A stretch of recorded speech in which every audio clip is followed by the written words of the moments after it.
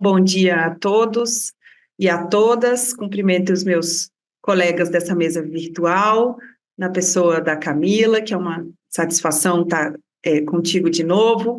A gente já teve juntos, né, esses dias, pouco tempo atrás, eu e Pedro tivemos juntos também aqui na UNB falando desse assunto, e eu queria começar essa minha fala com vocês hoje dizendo que antes tarde do que nunca, né? Antes tarde do que nunca o Brasil está passando por uma grande reforma tributária e antes tarde do que nunca os temas do contencioso, do litígio aparecem e estão cada vez mais sendo discutidos em espaços como esse aqui, né? Tanto na academia quanto dentro da administração pública, nessa relação entre advocacia, sociedade civil, fisco. Isso é muito, muito interessante. Se hoje, no mundo que nós temos hoje, na realidade que nós temos hoje, a gente tem o contencioso, é um dos nossos maiores desafios, talvez seja dos maiores desafios que eu tenha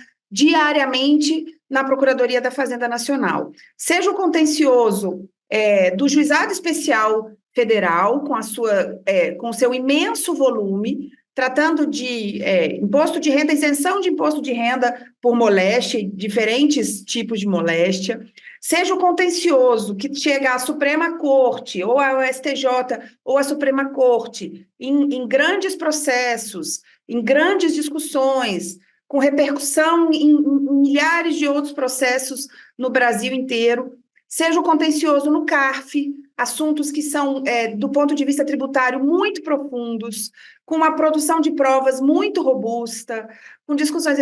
Eu brinco muito isso com a equipe da Procuradoria do CARF, vocês conhecem muito bem, o Moisés, o Rodrigo Moreira, a Lívia. Eu digo, no CARF você tem tributário raiz. É no CARF que você vê o Código Tributário aplicado ali na prática. Quando você chega no judiciário, o contencioso já é mais etéreo, tem outras discussões, mas no CARF não, no CARF você tem realmente o tributário raiz. E isso, todo esse panorama do contencioso, do que a gente tem hoje, eu falo só do federal, eu não consigo nem ver, do meu ponto de vista, o estadual e o municipal. Eu não consigo nem analisar a quantidade de impacto que esse contencioso tem no ICMS, por exemplo.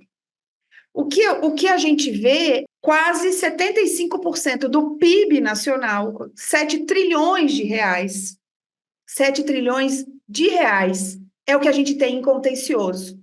Estadual, municipal e federal, contencioso tributário, contencioso administrativo e contencioso judicial. Então, se a gente parte desse diagnóstico, dessa realidade posta, que não é nem um diagnóstico, é uma realidade, é o que a gente vive, seja advogando no público, seja advogando no privado, seja na relação com os nossos clientes, né? O meu cliente, o Ministério da Fazenda, o cliente dos colegas advogados, os contribuintes. Se a gente parte disso, não tem como você descartar essa realidade ou achar que essa realidade vai desaparecer com uma mudança da norma da tributação.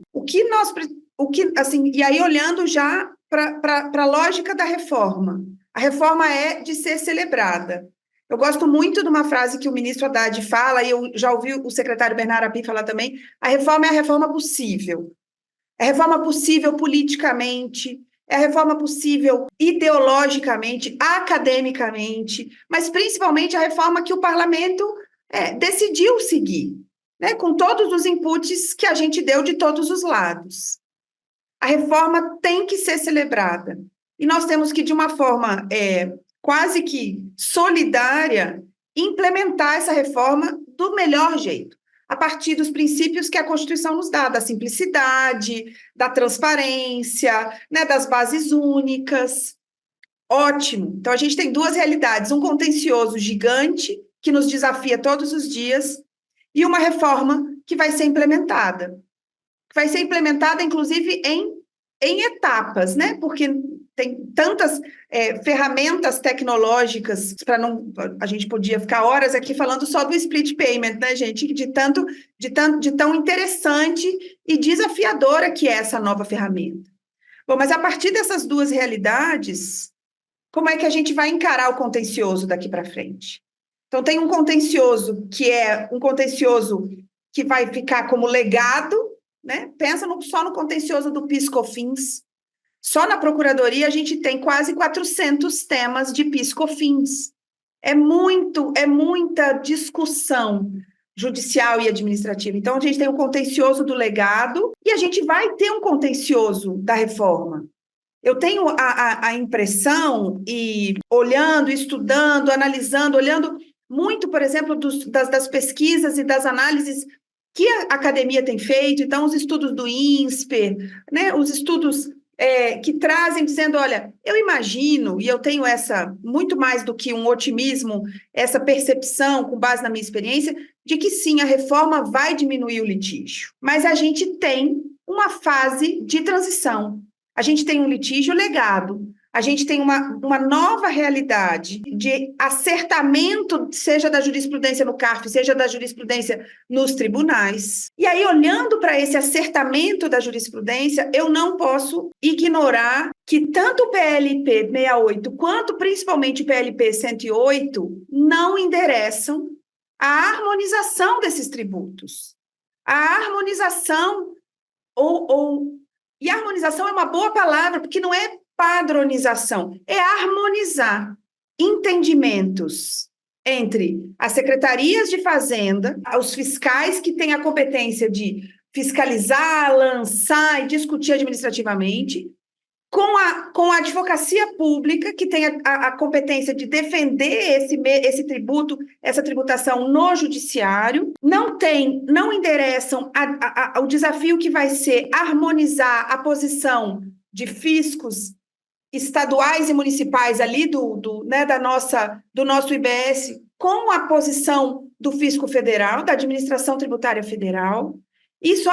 Eu ainda tenho muito mais perguntas do que respostas. Sem essa harmonização, sem o endereçamento nos projetos de lei complementar, a gente corre um risco muito grande de ficar muitos anos discutindo e batendo cabeça, sendo muito sincera, e batendo cabeça.